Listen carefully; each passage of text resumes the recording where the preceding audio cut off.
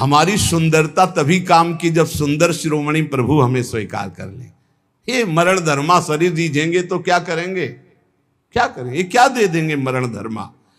इसलिए अति दुर्वारा इंद्रिय वैरिण आमर्दयंती सततम माम। गौर से देखो तो प्रभु दिखाई देने चाहिए, अन्यथा कुछ नहीं है इनमें। कौन सा सुंदर रूप है, कहां सुंदरता है, कहां सुंदरता रह गई है। बहुत विचित्र स्वभाव। आज जो हमारे समाज का स्वरूप बिगड़ता चला जा रहा है, बुरा जरूर लगेगा, लेकिन बाबा जी हैं, अगर हमारी बात नहीं तुम्हें समझ में आएगी तो तुम्हारी हिम्मत नहीं कि कोई कहे, इसीलिए हिम्मत से कह रहे हैं। ए भाई, ये अंग प्रत्यंग ढकने के लिए है, अंग प्रत्यंग ढकने के लिए। इनकी पवित्रता, इनकी उज्जवलता, इसको आप बिखेरो मत। आपका चरित्र महान तो आपका जीवन महान हो जाएगा। इससे आप महान नहीं बन जाओगे, इससे महान नहीं बन जाओगे, नहीं। जितना पवित्रता, गांव के बड़े बूढ़े से, अब हमें तो पता नहीं, लेकिन हम अपने सामने देखा है इतना तुरंत हो गया। बूढ़ी बूढ़ी का पानी लाना तो पानी, घर में घुसेंगे तो ऐसे पूरा घर सावधान एकदम, ऐसे बड़े बुजुर्ग। मर्यादाएं थी, पवित्रता थी, उसी का परिणाम राष्ट्र भक्त, भगवत भक्त, प्रेमी संतानें होती थी, चाहे बच्चा हो चाहे बच्ची हो, एक से एक उज्जवल कीर्ति वाले। आज बच्चा बच्ची ऐसे हो रहे हैं, अपने माता पिता को पीट रहे हैं, अपमानित कर रहे हैं, मनमानी आचरण कर रहे हैं, और कह दो तो ऊपर से अंकुश आ जाए। तुम होते कौन हो कहने वाले, कौन होते हो कहने वाले? कोई किसी को कह नहीं सकता। नहीं, हम इसलिए कह सकते हैं कि हम शास्त्र, संत, गुरुजन, इनका अधिकार है समाज पर, और समाज का इनके ऊपर अधिकार है। अगर हम गलत हैं तो पूरा समाज विरोध कर सकते हो, और अगर तुम गलत हो तो हम पूरे समाज का विरोध कर सकते हैं। धर्म के मार्ग का उपदेश करने वाला धर्मेश, जो धर्म गुरु पर बैठा हुआ या उपदेश करता, अगर गलत है तो पूरा समाज उसका विरोध करने का अधिकार रखती है, और अगर वो समाज को सुधारने के लिए तो पूरे समाज का विरोध करने का वो अधिकार रखता है। ऐसा नहीं कि 10,000 एक पक्ष में हो गलत मार्ग में, तो वो अकेला ब्रह्म ऋषि 10,000 का विरोध कर सकता है। धर्म शास्त्र ऐसा आदेश करता है। आप विचार करके देखो, भगवान श्री राम जी को आदेश हुआ, तापस वेश विशेष उदासी 14 वर्ष राम वनवासी। भगवान नंगे पैर सारी, लेकिन कैसी मर्यादा से सिया जी को, जहां नाव पे चढ़ाना है तो सीय चढ़ाई चढ़े रघुराई। आगे जानकी जो हर व्यवस्था, हर सोच, थोड़ी सी चूक जानकी जी की तरफ से लीला विस्तार के लिए लक्ष्मण जी को उपस्थित वचन दिला के गए थे कि एक क्षण के लिए जनक नंदिनी को अकेला मत छोड़ना, पर जानकी जी ने जाओ, राम जी संकट में, दोनों उनका काल के भी महाकाल का संकट कौन, माता आप ऐसे वचन मत बोलो। तो उनका, आप मुझे समझ में आ रहा है भगवान कोई लीला करना, ऐसे रेखा खींची और कहा मां इस रेखा को क्रॉस मत करना, इस रेखा को किसी की सामर्थ्य नहीं त्रिभुवन में कि क्रॉस करके आपको छू ले। लेकिन लक्ष्मण रेखा को पार हर समय। तो आप इन बातों पर ध्यान दीजिए। रामचरितमानस की कैसी पोशाक होनी चाहिए, कैसी व्यवस्था होनी चाहिए, कैसी चाल ढाल होनी चाहिए, हमारा जीवन कैसे मंगलमय हो सकता है। उस पवित्रता का ही प्रभाव था कि इतना त्रिभुवन को भयभीत कर देने वाला रावण जानकी जी के सामने नेत्र नहीं मिला सकता था, और अशोक वाटिका में जाके रखा, बार बार मनाता रहा, और जब उठाया था तो ऐसे नहीं उठाया था, सीता चरण बंदी सुख माना। हे जगत जननी, मैं जानता हूं यद्यपि मैं जो कृत्य कर रहा हूं अपने विनाश के लिए, अपने मंगल के लिए कर रहा हूं, पर मैं जानता हूं कि आप कौन हैं, इसलिए मेरा प्रणाम स्वीकार करें।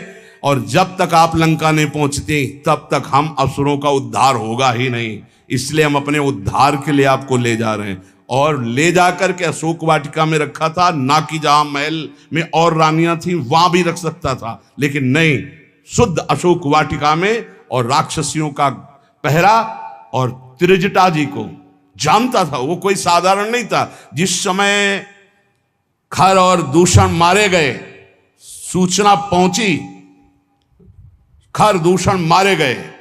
अच्छा, खरदूषण मूषम बलवंता, मार सके को बिनु भगवंता। बिना भगवान के इनको कोई नहीं। भगवान आए तो भजन न होए तामस देहा। मैं राक्षसी स्वभाव का, तामसिक वृत्ति का हूं, भजन तो होगा नहीं। अब कैसे इनसे? अब इनसे मन वचन कर्म से बैर करूंगा और बैर के द्वारा परम पद प्राप्त। और ऐसा दृढ़ निश्चयी कि जब गर्दन अंतिम में कटी तो कहा राम रन हतो पचारी। श्रद्धा से लई, बैर से पुकारा, कहा राम रन हतो पचारी। जिस समय जनकपुर में यज्ञ हो रही थी, धनुष यज्ञ, सब पहुंचे थे, ये भी पहुंचा, बाणासुर भी आए हुए थे। कुछ मांगलिक गुरु चर्चा हुई, क्योंकि दोनों के गुरु एक ही हैं, भगवान शिव। कहा आप भी तो धनुष उठाने आए? बोले नहीं। इस धनुष उठाने में कौन सी बात है? जब 20 बार कैलाश सहित भगवान शिव और पार्वती को उठा लिया तो उनका ये धनुष है। मैं धनुष उठाने नहीं आया, मैं धनुष उठाने वाले को निमंत्रण देने आया हूं। बोले कौन है यहां धनुष उठाने वाला? बोले पहले भगवान श्री राम जब विश्वामित्र जी के साथ पधारे तब रावण ने दृष्टि मिलाई और कहा कि ये नेह निमंत्रण नहीं दे रहा हूं, ये बैर निमंत्रण दे रहा हूं। ये धनुष आप ही भंग करेंगे, सीता जी आपको ही मिलेंगे, लेकिन मैं सीता का अपहरण करूंगा और तुम्हें रुलाऊंगा, और तुमको ये जो टांगे हुए सारंग धनुष, इसी से निकले हुए बाणों से संपूर्ण लंका का उद्धार करना होगा। मैं यही कहने आया हूं। भगवान श्री राम से मानो इशारे में बात की और आरती की अजगौ की, और जनक से कहा इसका भंजन तो दूर रहा, इसको उठाऊंगा भी नहीं, ये मेरे गुरु का धनुष है। प्रणाम करके परिक्रमा करके दोनों चले गए थे। ये अतिरथी वीर बाणासुर और महान पराक्रमी रावण, ये ऐसे उठाए भी नहीं थे। ऐसा नहीं कि उठाने की चेष्टा की, नहीं, ऐसा नहीं, वंदना की, परिक्रमा की और चले गए थे। और भगवान राम को कहा था तुम्हें निमंत्रण देता हूं, आकर पूरी लंका का उद्धार आपको करना है, इसलिए सीता जी से ब्याह तो आप करो और वास मेरे यहां करेंगे, क्योंकि इन्हीं के चरणों के प्रताप से ऐसी अपावन लंका पावन होगी। उन्मत्त में वो कुरते योषित दृष्टि दुष्ट मदेरे, जो हमारा शास्त्र कहता है उसको ध्यान दो। कभी किसी भी माता बहन से बात करनी हो तो चरणों में देखो, भगवान तो सर्वत्र विराजमान है। जिस समय भगवान ब्रह्मा जी ने सृष्टि रचना प्रारंभ की तो सनक सनंदन सनातन सनत कुमार प्रकट हुए, उनसे कहा सृष्टि रचो, बोले शब्द ही नहीं, ये शब्द ही नहीं, हमारी सृष्टि में ही नहीं, हमारे चिंतन में ही नहीं, हर समय समाधिस्थ हरिशरणम। फिर और ऋषि प्रकट किए, सब अपने स्वरूप में स्थित। तब फिर अपने शरीर के दो भाग किए, एक में महाराज मनु और एक में शतरूपा। फिर ये परस्पर ऐसा आकर्षण प्रकट हुआ जिससे सृष्टि वर्धन नहीं, सब ब्रह्म स्वरूप, सब भजनानंदी, भजन में ही डूबने के लिए। तब ब्रह्मा जी ने अपने शरीर के दो भाग के, वामांग से शतरूपा और दाहिनी भाग से महाराज मनु, और यहां से फिर ये मैथुन सृष्टि प्रकट हुई। जिसे भगवत मार्ग में, चाहे वो गृहस्थ हो या विरक्त, गृहस्थ है जिससे पाणी ग्रहण मात्र किया है उससे, विरक्त है तो संपूर्ण चराचर जगत में अपने इष्ट का भाव रखते हुए चलना है। नहीं तो अति दुर्वारा इंद्री वैरिण आमर्दयंती सततम माम। देखो, जब अच्छा साधक कहीं गड़बड़ हो जाता है तो वो अपने जीवन को ही नष्ट कर देता है। ये अपने वृंदावन की बात है कि उधर पानी घाट की तरफ कोई साधक एकांतवास करता। अभी हमसे कल प्रश्न हुआ कि नए साधक को एकांतवास करना चाहिए या सत्संग साधु समागम, तो हम कहा नए साधक को सत्संग साधु समागम करते हुए थोड़ा समय एकांतवास करना चाहिए। जैसे आप आ रहे तो घंटे 2-4 घंटे 6 घंटे आपका एकांत में कमरे में भी, और हर समय आप घेरे के अंतर्गत हो। अकेले रहने में, वो भी साधक को साधन में एकांतवास बहुत सावधानी का करना है। मोबाइल तो बहुत ही घातक है, बहुत ही सहायक है। अगर मन चंचल हो रहा है, आप सत्संग लगा लो। मन चंचल को शांत कैसे करें, सैकड़ों सत्संग इस विषय के पड़े हुए हैं। अगर आप सावधान नहीं तो फिर मन चंचल होकर विषय सेवन में ले जाए। अब वो रोज मोबाइल का गलत प्रयोग देख रहे थे, उनको घृणा हुई अपने जीवन से और उन्होंने अपना जीवन शांत कर लिया यही वृंदावन में। क्या फायदा हुआ? जीवन शांत होने से क्या भगवत प्राप्ति हो गई? अगर सत्संग मिलता होता तो कम से कम इतनी हिम्मत तो हो जाती कि मोबाइल को ईंट से कुचल देते। अपने को क्यों शांत किया? अपने को तो आज सुधारा जा सकता है, अपने को तो बचाया जा सकता है विषय सेवन से। इसलिए बहुत सावधान, नहीं कभी आपका मन जो गलत मार्ग में शिक्षा दे रहा वही आपको नष्ट कर देगा। बहुत सावधान। कलिकाल है ऐसा, यंत्रों में एक क्षण में आप संसार की गलत बातें देख सकते हैं। वो बहुत बुद्धि को नाश करने वाला है, बहुत बुद्धि।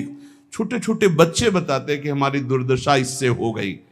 इसलिए कंदर्प शविष विषखैर निरवधि मम दैह मानस्य। जब कोई किसी माता बहन की तरफ या विपरीत शरीर की तरफ देखता है तो कामदेव उसी समय विशिख अपने बाणों का संचार करता है। हाय, कैसे उसे शांति मिल सकती है जिसके हृदय को काम ने बेध दिया है, क्योंकि सतत चिंतन उसका चालू हो जाता है और बड़ी दुर्दशा हो जाती है, बड़ी दुर्दशा हो जाती है। मतलब इतना दुर्दशा और किसी विकार से नहीं होती जितनी काम विकार से होती है। इसलिए गोस्वामी जी ने भगवान से प्रियता के लिए मांगा है, काम ही नारी प्यारी जिम लोभी जिम प्रियदाम। तो उपासक सावधान रहे। आज सत्संग में श्रीपाद प्रबोधानंद जी ने खास तौर से वृंदावन की बात बताई कि यहाँ ये नित्या निर्विकारा निरवधि गुणाहा प्रपंच से ऊपर उठा हुआ महापुरुष निष्प्रपंचाह समस्त दोषों से रहित भगवत अनुराग से युक्त होकर प्रिया प्रीतम की दिव्य केली को देखता है। यहाँ कैसा भी दुष्ट स्वभाव का आ जाए उसे भगवत प्रेम मिलता है। पर उपासक को यहाँ रहते हुए ये सावधानी करनी कि वर्तमान में कभी हमारा कोई विपरीत संयोग, शरीरों का आकर्षण हमें नष्ट न कर दे, क्योंकि प्रिया प्रीतम की महान प्रेम भूमि है। अपने को इस बात के लिए संभालना है। बहुत जन्म हम लोग गिरते रहे, बहुत जन्म पतित होते रहे, अब थोड़ी हिम्मत कर ले, भगवत मार्ग में थोड़ी हिम्मत से चल ले। 2 मिनट संतवाणी हम लेंगे, क्योंकि इसी प्रसंग से मिलते हुए वचन महापुरुषों के हैं। उपासक को सावधानी ये रखनी है कि जब तक तुम्हारे शरीर में बुढ़ापा नहीं आता, कोई असाध्य रोग नहीं हो जाता, तुम्हारी इंद्रियां बलवान हैं, तब तक तुम अपनी इंद्रियों को गलत आचरणों में मत उतारो और अपने कल्याण के लिए उपाय कर लो। नहीं बुढ़ापे में या असाध्य रोग में या इंद्रियां जब निर्बल हो जाएंगी तब तुम कुछ नहीं कर पाओगे। जो मनुष्य दूसरे प्राणियों के शरीरों की हिंसा करके या हिंसा करवा के या हिंसा का अनुमोदन करके अपने शरीर को पुष्ट करता है, जैसे पशुओं को लाके काट के फिर खाना, बोले हम काटते तो नहीं, दुकान से ले आते हैं। तो दूसरा, हम लाते भी नहीं है, मंगवा लेते हैं।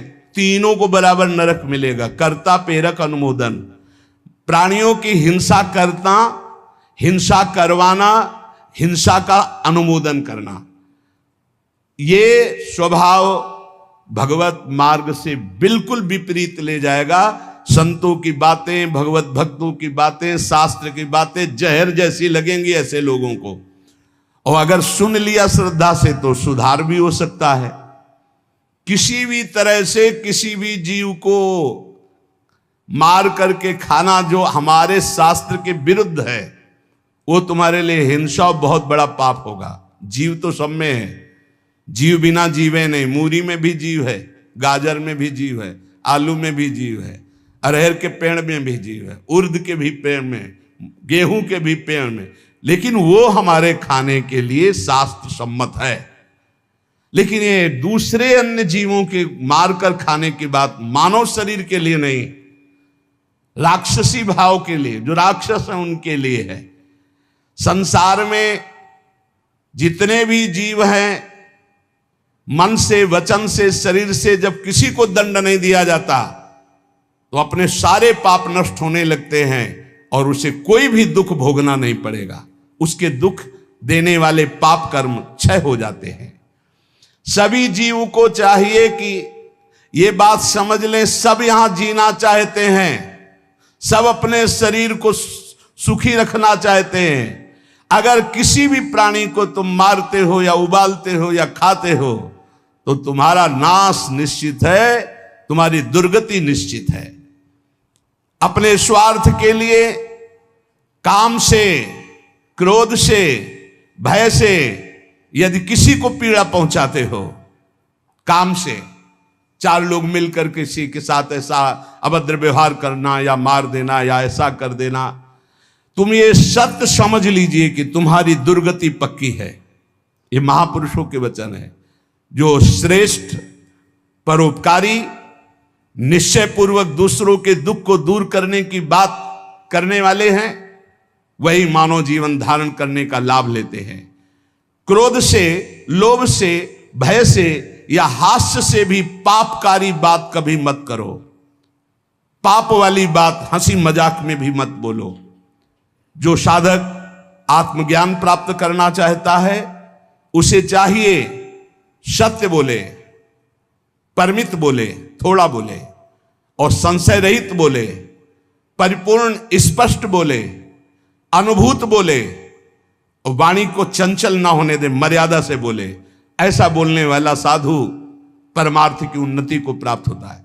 सत्य बोले, थोड़ा बोले, संशय रहित बोले, परिपूर्ण स्पष्ट शास्त्र सम्मत बोले, जो बोले अनुभव से बोले, वाचालता रहित होकर बोले, वो परमार्थ का पथिक होता है। जो भाषा सत्य है पर कठोर है, दूसरे को दुख पहुंचा रही है, बड़ी रूखी बात है, वो नहीं बोलनी चाहिए। जिसे आत्मशोधन करना है उसे ब्रह्मचर्य रहना ही है, इसीलिए इसको शुरू किया। जिसे ब्रह्मचर्य रहना है उसे शरीर को चिकना बनाना, श्रृंगार करना, यह सब छोड़ देना चाहिए। काय को इसको अभी कुछ दिन बाद शरीर छूट जाएगा, फिर लकड़ी में जलेगा भाई। चाहे जितना इसे पाउडर लगा लो, चाहे जितना इत्र छिड़क लो, आग में जलेगा कुछ दिन। बोले कुछ दिन क्यों, अभी तो हम 30-40 साल ऐसे निकल गए। ऐसे अब पता नहीं 30-40 साल है कि नहीं है, ऐसे निकल जाएंगे। ब्रह्मा जी के यहां कमल की पंखुड़ी में जितने में सुई छेदो उतने में 1 वर्ष हो गया। अपने 100 वर्ष कितने हुए, 100 बार ऐसे ब्रह्मलोक में करे तो हो गया। अपने शरीर को ज्यादा श्रृंगार, सुख, सुविधा, प्यार मत दो। जितने से भजन बन जाए, धर्म बने, उतने ही दो। स्त्रियों का काम भाव से स्पर्श करना, संभाषण करना, देखना छोड़ दे। यदि आत्मशोधन करना है स्त्री साधक को पुरुष साधक से, काम भाव से, कैसे, किसी भी तरह से, बहुत सावधानी का विषय से आपको खुद निर्वाह करना है, कोई दूसरा निर्वाह करने वाला नहीं, दूसरे को सफाई देने की जरूरत नहीं। तीसरी बात, पहला है शरीर का श्रृंगार, दूसरा है स्त्रियों से संसर्ग, संभाषण, बातचीत आदि आदि। तीसरा है पौष्टिक और स्वादिष्ट भोजन। ये महान भयंकर हैं 3 बातें जो साधक को नष्ट कर देती है। शरीर का श्रृंगार करना, माताओं बहनों से काम भाव से युक्त होकर के इस तरह का व्यवहार, बातचीत, ऐसा आप सफाई पेश कर सकते हैं। भैया सफाई पेश करने की बात नहीं, आप खुद देख लीजिएगा। आपका अगर दृष्टि ठीक है, आपका भाव ठीक है, आपका व्यवहार ठीक है, भगवान को साक्षी करके, तो कोई दोष नहीं है। लेकिन यदि आप अंदर से दूषित हैं तो आप बचिए। और स्वादिष्ट बलिष्ठ भोजन, आत्मशोधन करने वाले उपासक को जरूरत नहीं, कोई जरूरत नहीं। ये घी, रबड़ी, रसगुल्ला, दूध और ये बादाम, पिस्ता, ये गृहस्थों के लिए बने, ये भगवत मार्ग के पथिकों के लिए नहीं। उनके लिए नाम रूपी बल और ब्रह्मचर्य का महान ताकत, एक अद्भुत बल, एक अद्भुत उत्साह, एक अद्भुत तेज बना रहता। बादाम में थोड़ी है, हलवा में थोड़ी है। बादाम हलवा खा के तो बेकार हो जाओगे। शुद्ध सात्विक थोड़ा अन्न एक बार डाल लिया शरीर पोषण के लिए, बस जल, व्यायाम, प्राणायाम, ब्रह्मचर्य, इससे बहुत बड़ा बल प्राप्त होता है। हमें निरंतर मन को वश में करना, मन को वश में करने के लिए ये शारीरिक बल की जरूरत नहीं है। शारीरिक बल तो अपने आप बना रहता है।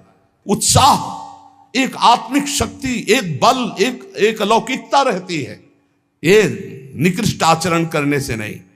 स्वादिष्ट और पौष्टिक भोजन की कोई आवश्यकता नहीं ब्रह्मचारी के लिए कि 5 चम्मच उसमें दाल में घी डाल के और इस सब कर, फिर कैसे हजम करोगे। तपस्वी उपासक को चाहिए स्त्री के रूप की तरफ, उसके हास्य की तरफ, उसके मधुवचन की तरफ, उनके संकेत की तरफ, उनके हाव भाव की तरफ, या स्त्री उपासक को चाहिए पुरुष के ऐसे परस्पर चितवन को ना देखे, ना चिंतन करे, ना देखे, ना चिंतन करे। परस्पर विरोधी शरीर को राग पूर्वक देखना, उनके अंग प्रत्यंगों का चिंतन करना, उनकी बातें करना, ये ब्रह्मचर्य कदापि नहीं रह सकते जो ऐसे आचरण वाले लोग हैं। ब्रह्मचर्य व्रत में रत रहने वालों को अत्यंत सावधानी पूर्वक अपनी इंद्रियों को दर्शन, संभाषण, चिंतन से बचाना है। जो भिक्षुक ब्रह्मचर्य का आनंद प्राप्त करना चाहता है, उसको अच्छे अच्छे पदार्थों के स्वाद पाने वाली जिह्वा पर काबू करना होगा। हाँ, ये जवानी जो है ये व्यतीत होनी चाहिए तपस्या में, जलने में व्यतीत होनी चाहिए, तो बुढ़ापा में वर्षा हो जाएगी। गर्मी की बात वर्षा आती है ना, जलोगे तपोगे तो वर्षा हो जाएगी। अगर पहले ही भीजे भोगों में पड़े रहोगे तो बुढ़ापा में सड़ोगे। फिर ध्यान रखना, पक्की बात समझ लो। सड़ना जानते हो किसे कहते हैं? अगर ध्यान हो आपको हितधाम में, एक 70-75 वर्ष के वयोवृद्ध वेशधारी जो बोल रहे थे, तो हम दोबारा पुनरावृत्ति नहीं करेंगे बोलने की, वो बोल रहे थे, आप लोगों को ध्यान होगा कि महाराज बचा लीजिए, 75 साल का हूं, ऐसे से ऐसा ऐसा ऐसा। इसलिए ब्रह्मचर्यरत भिक्षुक को चाहिए किसी भी विपरीत शरीर से परिचय न ले, एकांत मिलन की बात ना हो, किसी भी तरह से अपने मन की कमजोरी सामने वाला ना जान पावे। ब्रह्मचर्य भिक्षुक को चाहिए कि वासनावर्धक, पुष्टिकारक भोजन, पेय, वार्ता, दृश्य, इनका परित्याग कर दे। जैसे बहुत ज्यादा ईंधन हो तो अग्नि उतनी ही ज्यादा बढ़ेगी, ऐसे जितना पौष्टिक आहार करोगे उतने काबाग्नि बढ़ेगी। शरीर का श्रृंगार, शरीर की शोभा, शरीर को सुख आराम देने की भावना वाला कभी ब्रह्मचारी नहीं हो सकता। बहुत सावधान। जब भगवत मार्ग में चले तो अंगूठी की जरूरत क्या है? जब भगवत मार्ग में चले हैं तो किसी भी तरह के आभूषण की जरूरत क्या है? भगवत मार्ग में चले तो कंघा की जरूरत क्या है? भगवत मार्ग में चले हैं तो चिकनाहट लगाने की जरूरत क्या है? सजाने की जरूरत क्या है? वैसे ही तेजों में सजे रहोगे। बहुत सावधानी की जरूरत है और व्यायाम अत्यंत आवश्यक है। यह नहीं कि हम बहुत सेवा करते, नहीं। अरे ब्रह्मचर्य को पचाने के लिए 1 घंटा व्यायाम की जरूरत है। दवा कोई वर्जिश से बेहतर नहीं, नुस्खा है कम खर्च, बालानसेन शक्ति बढ़े, फुर्ती लहे, चोट न अधिक पिराए, अन्न पचे चंगा रहे, कसरत सदा सहाय। कम से कम 1500 दंड बैठक मारियो, फिर 2, 4, 6 घंटे पद्मासन सिद्धासन में नस नाड़ी एकदम शुद्ध, तब वो ब्रह्मचर्य लगना चाहिए कि ब्रह्मचारी जा रहा है। ये पानी से शुद्ध हो जाओगे, पानी से केवल जैसा घी लगता है ऐसा पानी लगेगा। प्राणवायु का संशोधन करके प्राणायाम कह नहीं रहा है, हफ्ता भर भोजन नहीं मिला, गंगा जल से काम चलता रहा है। जब कभी कहीं मिल गया तो फिर 30-35। हाँ, एक बार एक गंगा किनारे एक कुटी थी, तो राधे श्याम झोपड़ी थी, वयोवृद्ध संत निकले। आओ आओ, हम जानते हैं गंगा किनारे भ्रमण करने वालों की क्या दशा होती, क्योंकि गंगा किनारे रहे भूखे हो गए। हाँ महाराज, कई दिन से नहीं मिला? हो गए होंगे 8-10 दिन। बोले बैठो, कोई त्योहार था, गांव से गए, पूरी कचौड़ी मांग के लाए। आप सही मानो इतनी, वो पूरी ला के ऐसे रख दिए। 2-4 ऐसे सब्जी के टुकड़े होंगे भिक्षा में जैसे। हमें यह भी ध्यान नहीं रहा कि इनके लिए पूछे। पूरा राधे श्याम जब पा चुके गंगा जल, हम कहा महाराज आप, बोले हमें पता है, हम शाम के फिर ले आएंगे। बोले हमें पता है गंगा किनारे कैसे होते, क्योंकि अब फिर पता नहीं कई दिन में मिले और कई दिन बाद मिला था। और कभी गैस की गोली थोड़ी कि गैस में कुछ नहीं, गंगा जल। अच्छा, ऐसी स्थिति में रोज आसनों पे बैठना, रोज व्यायाम करना। अभी पता नहीं आजकल के नए बच्चे व्यायाम में क्यों नहीं लगते, प्राणायाम क्यों नहीं करते, क्यों संयम से नहीं चलना चाहते। को बोले समय नहीं है, समय आधा घंटा 1 घंटा तो व्यायाम होना चाहिए। ये व्यायाम जरूरी है, गृहस्थ हो या विरक्त, आधा घंटा व्यायाम। मोटरसाइकिल भी जब चलाते हैं ना लोग, तो पहले रेस में डालते हैं, नहीं एकदम धुआं धुआं करके रेस में, फिर वो एकदम गरम। जब तुम भी रेस में डालो, सुबह उठ के 2 बजे उठे, छत में चले गए, 3 बजे तक दंड बैठक व्यायाम प्राणायाम करके एकदम फुर्सत पाए, सत्संग में ऐसे बैठे। ब्रह्मचारी मतलब आग, ब्रह्मचर्य मतलब आग, आप सच्ची समझो आग। पैर ऐसे पड़े जैसे आग में पैर पड़ते। आग में पैर कैसे पड़ते, ऐसे ब्रह्मचारी चलता है। क्या है, जैसे गिलहरी नहीं एकदम टिलटिलाती भागती है, ऐसे ब्रह्मचर्य का जीवन होता। पता नहीं तुम लोगों की बातें समझ में क्यों नहीं आ रही। हाँ, सच्ची बात कहते, ब्रह्मचर्य में खान पान वाली बात की नहीं कि रबड़ी रसगुल्ला हो तब चिकना, वो तो पेट चिकनाएगा, पेट चिकना मिलेगा एकदम। और ब्रह्मचारी के नेत्र होते हैं, नेत्र बोलते हैं, जैसे जंगली सिंह के नेत्र नहीं, ऐसे ब्रह्मचारी के नेत्र होते हैं। उसके नेत्र में एक पावर होता है, एक दबाव पक्ष होता है, वो जिस पर नेत्र डाले तो एक बार झुक जाए सामने वाले के नेत्र। ब्रह्मचर्य का ऐसा पावर, देवलोक सहित समस्त देवता उससे नित्य नमस्कार करते हैं जो ब्रह्मचारी होता है। जो भिक्षुक वीतराग शारीरिक और मानसिक ब्रह्मचर्य से परिपक्व, शारीरिक ब्रह्मचर्य और मानसिक ब्रह्मचर्य, मन और 5 ज्ञानेंद्रियों के द्वारा किसी भी विषय का धर्म विरुद्ध भोग नहीं।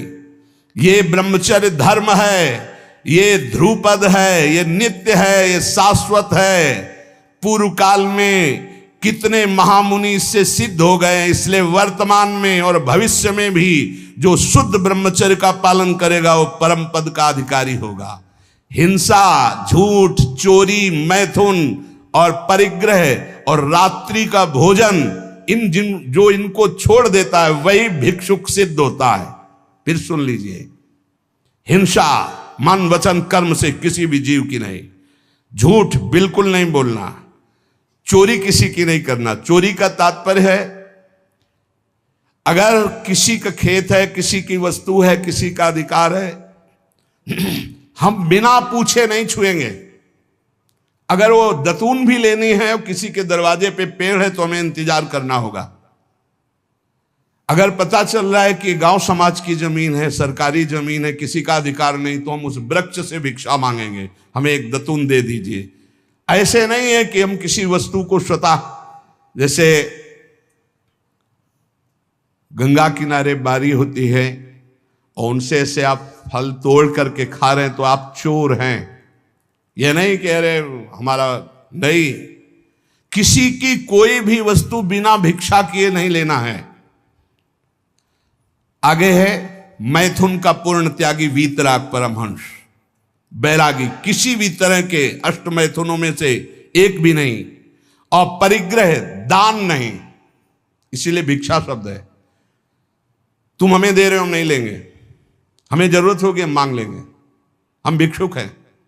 ये उपासकों की, अच्छे जो उपासक उनकी रहनी होती, ले 100 रुपया नहीं जरूरत है हमें, आधा घंटा बाद जरूरत होगी तो हम किसी से मांग लेंगे, भाई अगर हमें जहां लगेगा तो हम 5 लोगों से मांग लेंगे अगर जरूरत है, लेकिन हम तुम्हारे देने पर नहीं लेंगे।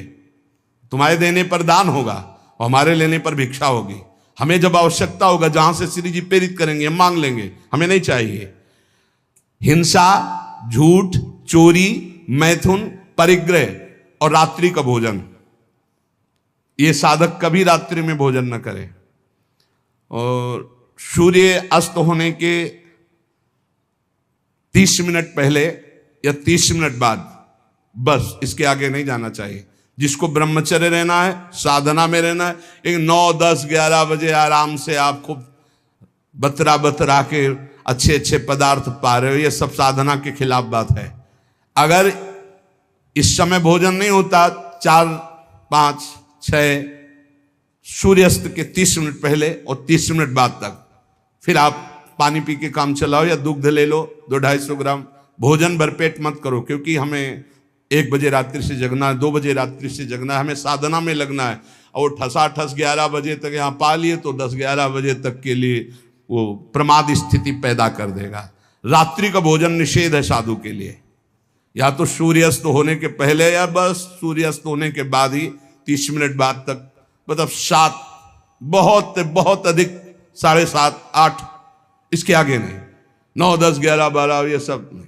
गृहस्थों की बात अलग। वीतराग परमहंसों का हमने स्वभाव देखा है, सूर्यास्त होते होते जो कुछ, बस फिर इसके बाद शांत। ये रात्रि का भोजन तो एकदम निषेध है, 8 के बाद तो पाना ही नहीं चाहिए, ये नियम बना लो। ये 5 कारण होने पर, उपदेश मिलने पर भी वो अपने जीवन में नहीं उतार पाता है। अभिमानी होने से, क्रोधी होने से, प्रमादी होने से, असाध्य रोगी होने से या भोगी होने से, ये 5 दोष होने के कारण गुरुजनों के उपदेश अपने जीवन में नहीं उतार सकता। अभिमानी होने से, क्रोधी होने से, प्रमादी होने से, असाध्य रोगी होने से या भोगी होने से। जो ब्रह्मचर्य नहीं रह पा रहा है, जो भोगी है, वो गुरु के उपदेश नहीं धारण कर सकता। जो असाध्य रोगी है वो बेचारा असमर्थ है, और जो प्रमादी है वो नहीं, और जो क्रोधी है वो नहीं, और जो अभिमानी है वो नहीं। जो गुरु की आज्ञा का पालन करता है, उनके इशारों को समझता है, उनकी आज्ञा में अपने प्राण समर्पित किए हैं, उसके अंदर संपूर्ण भागवतिक सद्गुण प्रकाशित हो जाते हैं। इसलिए उद्धत ना हो, नम्र रहो, चपल ना हो, शांत स्थिर रहो, मायावी मत बनो, सरल रहो, कोई नौटंकी नाटक नहीं, कौतूहली मत बनो, गंभीर रहो, किसी का तिरस्कार मत करो, सबको सम्मान दो, किसी से क्रोध वार्ता मत करो, क्षमा करो, अपने मित्रता का व्यवहार सुरक्षित रखो, शास्त्र का अध्ययन करो, पर शास्त्र के ज्ञान का घमंड मत करो। कोई भी तुम्हारे पर क्रोध करे, अप्रिय व्यवहार करे, तुम उसकी भलाई करो, ईश्वर से प्रार्थना करो कि उसकी बुद्धि शुद्ध हो। ऐसे उपासक को परम पद की प्राप्ति निश्चित होती है।